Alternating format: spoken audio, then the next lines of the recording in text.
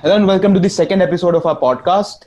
We promised you that we'll bring cool guests from our college, and keeping our promise, we have with us today Bela Rawal. She was the ex-president of the finance club of the PDPU, or as you know, Bulls and Bears. So without wasting further time, let's just dive straight into the conversation. Thank you so much for this lovely introduction, and it's my pleasure to be here with you. Many juniors would be watching this video, our podcast. So, can you explain to them what is the purpose of Bulls and Bears? What is the sole purpose? When you are the president of Bulls and Bears, where you wanted to take the club to? Okay, so initially when we came up with the idea of Bulls and Bears, Mayank and I, we are the co-founders of the club. And so we realized that finance is such an important aspect of everything that we do. And there is very little awareness created for finance. Like, we all hear about stock markets, and we're always told and advised by our parents that, it's very risky to get into the stock market, and you need to ensure that you have a good pool of funds before you begin investing. So we wanted a way where we can introduce students to events where they do not have to expose themselves to the nuances and the risks that usually come along with the stock market, and also learn in the process. Right. So I think that's how the idea of Bulls and Bears came into existence. Like, personal finance is such an important aspect of life, but sadly, no one teaches us for personal finance in school. We are not taught personal.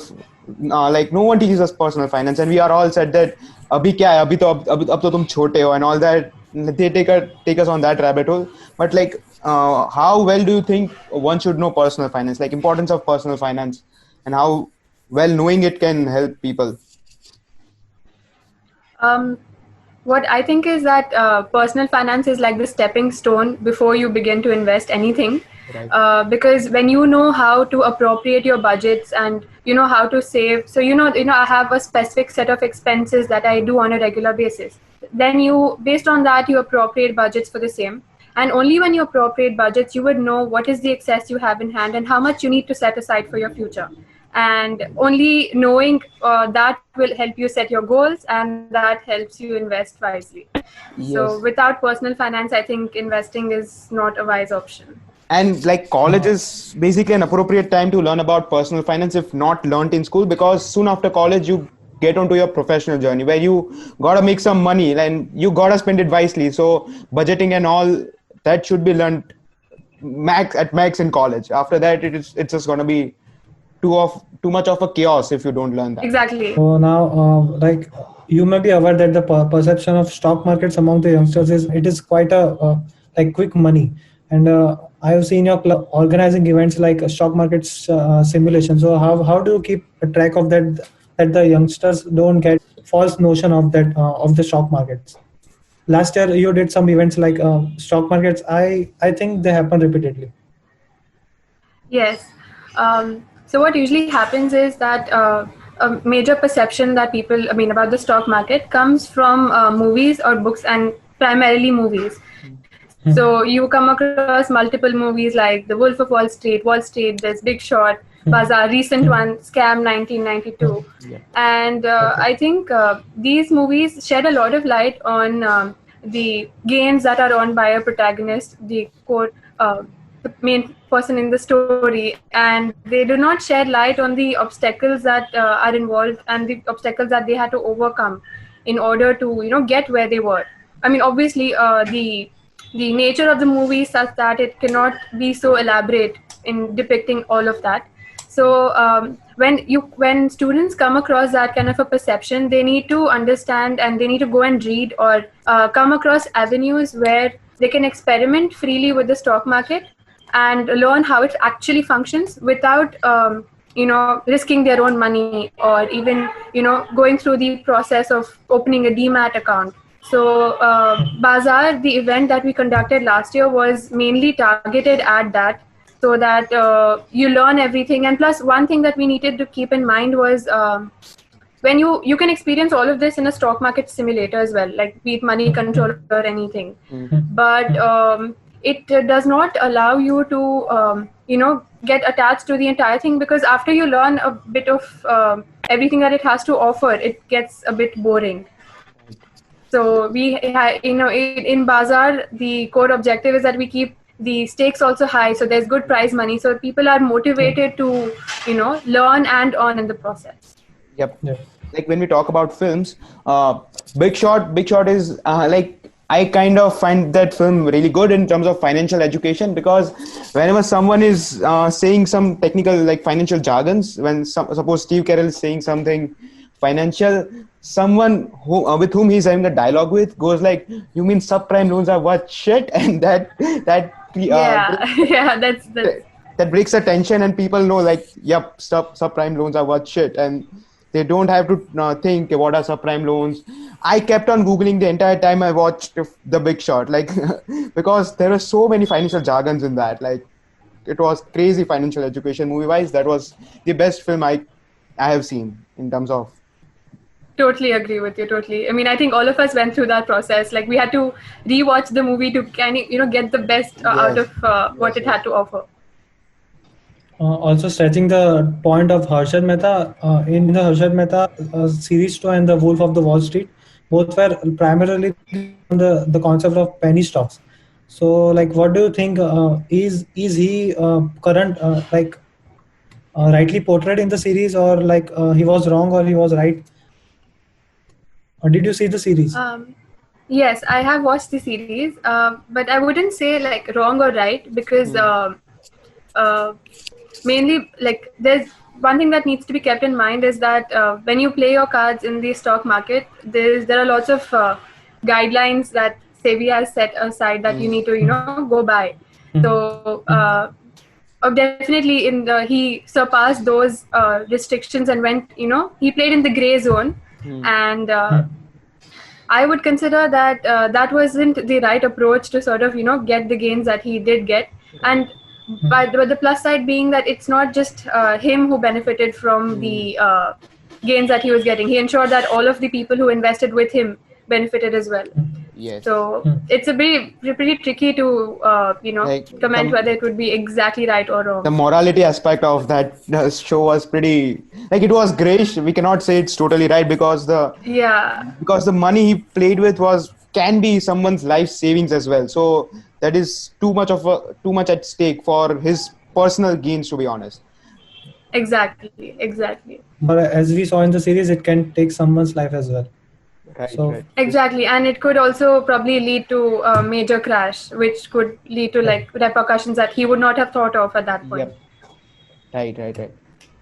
And the thing is, people think like after seeing such shows like Wolf of the Wall Street and Scam 1992, for that matter of fact, people think that stock market is just easy money. Like you put into some, they think of intraday trading as gambling. They think that putting money at the start of the day and getting that much return at the end of the day. But it's really hard if you try to see that, because stock market is the hardest place to earn easy money. Like that is what Nitin Kamath, the CEO of Zerodha, says. Stock market is the hardest place to make easy money. So they think of it as True. gambling. But like, what is your view on that? How hard it is to select companies for intraday trading? When you actually compare intraday trading with just value investing in any form, Yep. I think what people do not like keep in mind is be even value investing or intraday, both of it you need to keep in mind the regulations that you're playing by, and also you cannot undermine the importance of a strong fundamental analysis before you decide to invest. Yeah. And even in intraday, people might feel they're just like gambling based on the prices that are fluctuating up and down given in a day. But there are so many technicalities and stakes involved that a person needs to ensure that they're keeping in mind what stocks are they going for. Are they the stocks that they're having like higher fluctuations in terms of percentage? Then it wouldn't make sense to even opt for that, because as your gains are higher, your losses are high as well. Yep. Volatility. Like that's why And- people think stock. They think like people. I read a book called Autobiography of a Stock earlier this lockdown. It went around like real estate is not better than investing in businesses or shares, equity investing, because equity investing is more volatile than real estate. Because if the prices go down in equity, they go up as well. So like more the volatility, the more amount of gains you get. But that it's like a pendulum. The more it goes this side, the more it goes that side as well. Correct. And an individual has to, before they get into intraday, they have to make up their mind that if one day they have gained X amount, then the second day they should be prepared to lose just as much or maybe even twice. Right. So a lot of strength is required if you have to get into intraday as such. Also, just asking personal opinion. So, like, many people don't have the time to go for a stock or like invest the time to think of a stock that they can buy. There are mutual funds where you have a designated fund manager. Like they choose some 10 15 stocks and they guarantee some 8 to 10% of returns. So, should you think you should hire a personal investment advisor, or you should invest your time instead of investing your money? I think it would be difficult to give an answer in terms of yes and no to this, because for any individual, if they're looking at their personal investment strategy, they need to have, firstly, it's important that they have their personal goals defined, not just for like the short term but the long term as well. And any individual, before they get into any sort of investing, they first need to set their goals and do their research and see which option suits them the best.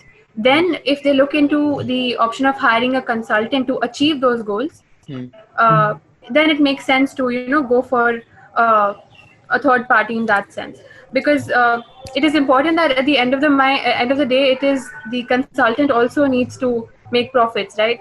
So you're taking a risk in seeing whether the consultants advisors are like biased towards a specific company, because it could be anything.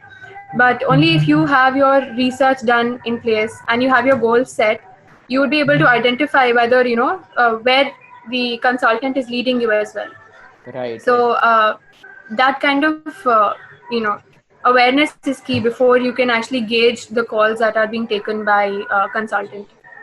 Like Warren Buffett, like Buffett or Buffett, whatever it is, like he has these interviews where he says, when you're investing into something, consider it like you should know what the business is. Like you should be able to run that business if you had to someday, because you are investing in that business. You should have some amount of knowledge of that business.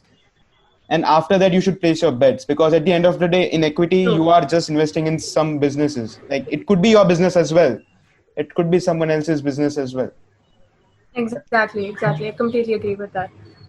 Also, Warren Buffett says that if you are investing in a stock, there is a famous quote from him, like, if you buy today, sell never. Like, if you are investing, you should have the audacity and like power to keep for the long run.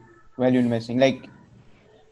Yes, because if you're investing in any sort of, even any company, you hold it on so that you do not get that affected by the like he rightly mentioned, the volatility of the the volatile nature of the market.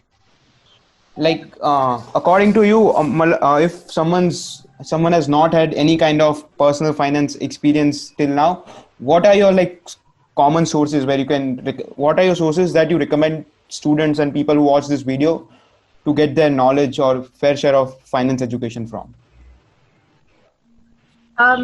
Firstly, it would definitely be stock market simulators, because in my experience, that's what really helped me, and they were almost like a blessing for that matter, because it gives you the best of both worlds. You get to experience the working of the stock market in real time while not risking your own cash, and if you do well in that, you always have good story to back it up with, in case you're looking for permission from your parents. You can show them that see, this is, I've done this, and this is live proof that I can do it. Some sort of experience. Yes, I can. Yeah, so you don't trust me with some actual real money, and I can show you, I can actually get you the returns you want. But with that, so that would be the first. Yeah. With that said, like if someone makes money in stock market simulators initially, like they had no experience of stock market at the first time, but when they use the stock market simulators and they start making money initially, but that gives them like sort of fake confidence, like credit, because they chose they didn't do any kind of value analysis. They just saw what everyone were buying and they bought that and they made some money. They think that they're like now Harshad Mehta or something like that. What's your take on that? This actually has happened with me personally as well, because before I got into just opening my Demat account and investing, this was a condition that my parents put forward as well. So I got my first run through, and on the simulator it was amazing. So I was excited and I showed it to them. But then my dad said, show me two to three more such runs where you're this successful. And the second time when I tried the same thing, it dipped pretty terribly.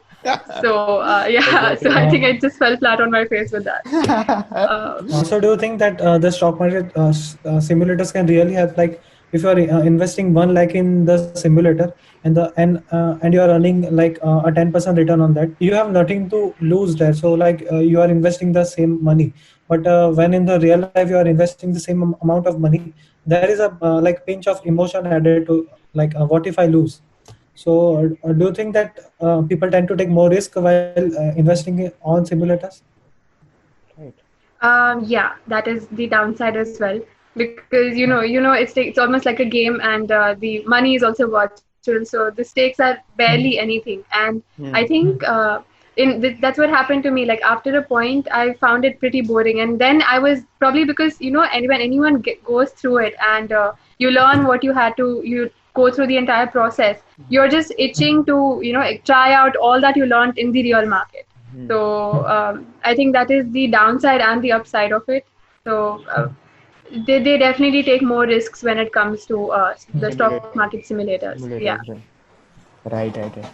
And like, what other aspects of personal finance other than stock markets? What else do you like recommend? Like bonds, and because bonds, I barely know anything about bonds. Like I cannot get the concept. Can you explain for the general audience what bonds mean? Sake of audience and us, like what does bonds mean? Yeah. Bonds basically are they're government-owned securities that the people invest in, and it's almost like funding the government in terms of the investments that they make, and so that is the basic idea of bonds. But it is usually not it is definitely very safe. But in terms of someone looking at very high returns, it does not give as high returns as an investment in the stock market or mutual funds would give you. Yeah. Right. It is low risk but low return. Low risk, low return. Yep. In India, not there is a great barrier between the age the students complete their graduation or learning and the students start earning. Like there is a good gap of around 3 to 4 years. The parents tend to feed them with their own money. So like what is the ideal age you think that students or the teenagers in India should start investing with their own money if they are earning? Because it is quite late already. Like they already start earning at 28, 27. Well, I think they should start earning. I mean, the earlier the better. After probably if one can start that during college itself. It's the best, in fact. But I think India offers very little avenues for students to be able to do that. Unlike part-time jobs that you do come across in the US, like they offer part-time jobs on campus as well. Since that is pretty difficult, I think what students in colleges can do is to make the most out of the time. In case they do not find avenues, to earn, then definitely it's not their fault. They can actually look at avenues to invest, because everyone definitely while they're in college gets a fair amount of pocket money. Right. So you can make better use of those funds by investing it in mutual funds, for that matter, because and park it aside. No one's asking you to redeem it and spend it. So parking it aside, so probably by the time you graduate from college and you actually start earning, you wouldn't have to invest from the earnings that you're getting from your job or anything. You already have a pool of investment sitting aside for you, and they act as a safety net in terms of any situation that you might come across. Right. Emergency. So I think that's very Like, Yeah, definitely. investing early, like when you are 18, 17, 18, however early you can start, it gives you then that edge, like compounding, that compound interest, like Freedom. that puts you Yes, yes. on an edge, like which is like returns of compound interest are exponential. Like if you start counting it, it's basically you will be blown away, like the amount of money you get. Earlier the better. Yep. Like if you True, see true, the returns after definitely. 25 years, and you see the difference between when you what if you invested a year earlier or a couple of years earlier, there is a like drastic difference. Exactly, exactly. Because I mean, this is something that my father always keeps saying, that it is always best to make the most out of the power of compounding while you can, because you don't realize the impact it has until it might probably be too late. Like Mm. effect of compounding goes on to like every aspect of life. Like there's a book called Atomic Habits, if you have read that. It talks about the effect of compounding on your habits. Like you start with one habit a day, you do it for 7 days, then you add another habit. By the end of the month you have like 5 habits lined up. So, and at the end of the year you will like 5 into 12, 60 habits, which can actually change your life in a term of year. That's compound. That's an interesting one. I'll probably check it out. I haven't. Yep. That's a really interesting yeah, take on it. It, like what else do you like, apart from finances, and what else interest, like other interests you have, like other than finance? Taking the This for this one thing. Yeah, sorry. no, you can answer. Continue. Oh, so basically, this is just something regarding finance that I really wanted to share. Uh, Okay. is that I mean, there's this game called Cashflow 101 and Cashflow 202 by Robert Kiyosaki, Hmm. the writer of Rich Dad Poor Dad. And anyone who has a keen interest in the market can actually, you can look up the game, and you can get it shipped, or you can even play it online. It is such a lovely game, and I swear by it, because it gives you a clear understanding of what are the ideal spending patterns you need to look into when you get into the real life. And it focuses on creating wealth uh, Mm. through stocks and real estate as well. And it is highly realistic in its approach. This is Cashflow 101, and then after you have get good experience exposure with that, you go to Cashflow 202, which focuses on the stock market, including call options, put options, shorting, everything. Right. And you don't just get to like learn about it, but you get to experience it, hands on, everything, in borrowing money from the bank, Okay. everything. So for all of the listeners, I would really recommend checking these out Right. if they want to, look at Yep. investing later on. We'll put that in the description, like wherever we Sure. can. Okay. What's your take on like bitcoins? What are that? This is another personal question, but I would really love to know if you can share. Bitcoins, I'll be frank with you. Okay. I do not. I haven't ventured much into Hmm. the aspect of bitcoins, and Hmm. nor have I looked into it as much as because I always found I've always been very skeptical of it as Hmm. a avenue for investment, and Okay. that probably comes mainly because I've always mainly it's not regulated yet under the various Decentralized. circums. Yep. Yeah, so I Mhm. don't know whether it really, because it definitely would offer high gains, but Right. since it's not regulated, the gains you get cannot be really you cannot Credible. hold They on to it, because they're not credible never at all, credible. or exactly. They can be so. So true. So that is why I would refrain from commenting much on it, because I wouldn't want to misinform. Like, do you Yeah. know of Yeah. Bits Pilani? There's Bits Pilani has a fintech, as they call it, fintech. Like they have credit card, like they have some amount of credit in their iCards, and they pay using that around everywhere up on that campus. Like, why do you think PDP does not have that? Like, why does? Uh, Yes, we've actually come across that, and we were very keen to. We're pretty excited. We came across this around. Uh, not sure which, yeah, but around the first year when Gulzenbeh started, and we were very Right. excited, we can probably bring this on as we go Right. ahead. But we did. I think it'll take a while before PDPU can actually come up with that. But given if it is being done in the right way, where there's very minimal scope for because it involves money eventually. So Right. if Right. there's minimal scope, yeah, because and then this is not something that can be handled by a club. It has to go under the college College, directly yep. because Like yeah. because it's a really cool innovation to have. Like fintech is generally very fascinating, but it's that risky because finance, like money is involved. Fintech, And PDPU definitely has all the resources to implement. So like we can definitely expect in the coming years. right? Yeah, definitely. And maybe you can also expect something of along the lines of portfolio management Portfolio, system that could come into place. Yeah.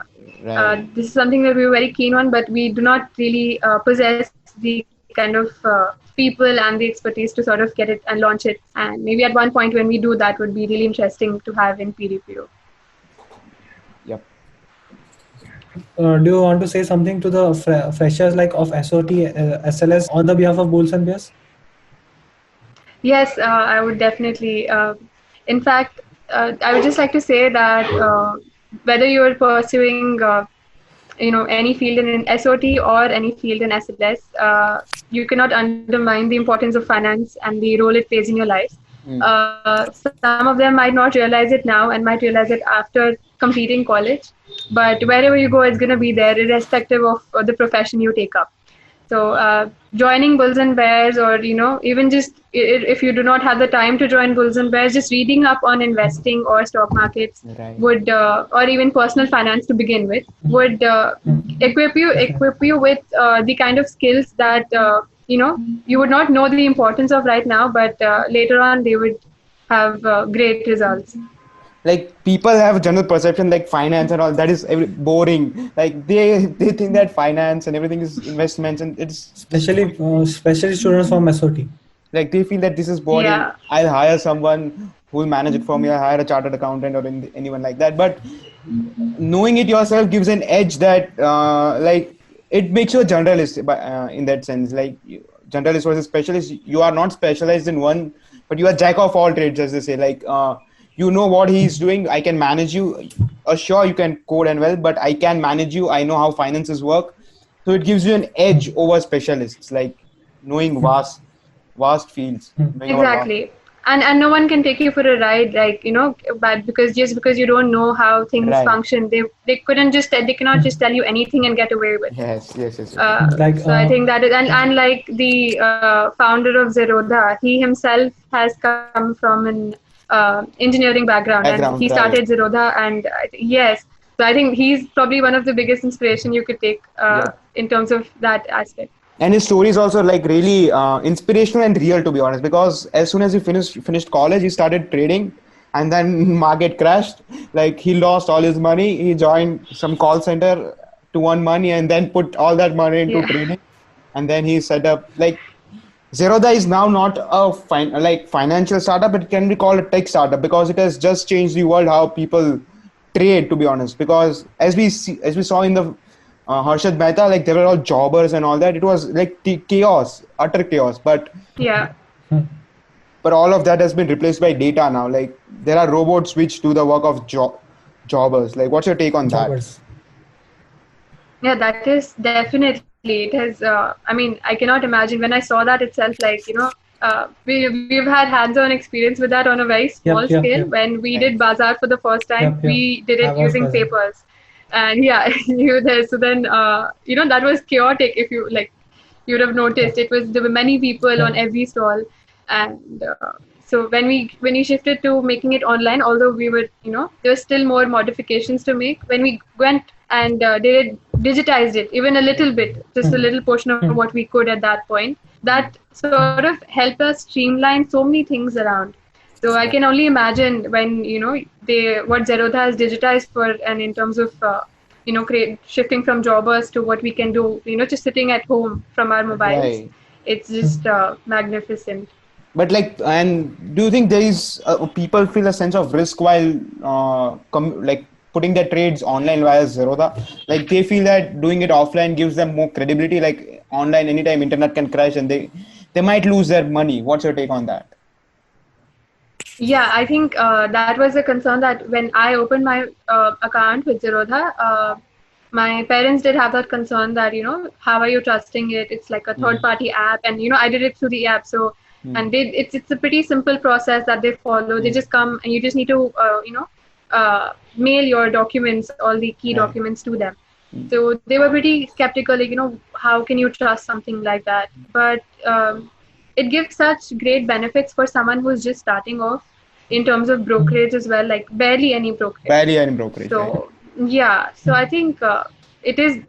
People need to sort of only once you experiment with it and get into it, you would know that it's not as scary as you might think it is. Right. So if you are skeptical, you should start with a small amount of money, right? Yeah, exactly. And even the fees that they charge to open an account is very minimal compared to going to a bank and opening a demat account through them. It makes it even more difficult, and they have the you need to keep a specific amount in your account, and for a student who is trying to do that, you're having like a higher risk. This is barely anything, and like Zerodha, it can be said that Zerodha's target audience is mainly the new upcoming investors or traders, for that matter of fact, right? Yeah, definitely can be said that. Okay, so it was a pleasure having you, Bila, on our podcast. Do you want to say something before concluding? Yeah, I would just like to thank you guys for giving me this platform, and it's just that just an advice to everybody, or just a tip that as in when you just can read about investing or the stock market or personal finance, just any chance you get, just grab it and make the most out of it. Thank you. It was a Thank pleasure. you so much for joining. It was a pleasure talking. Thank you, guys. Thank you so much. It was lovely. Thank you. Thank you. This is a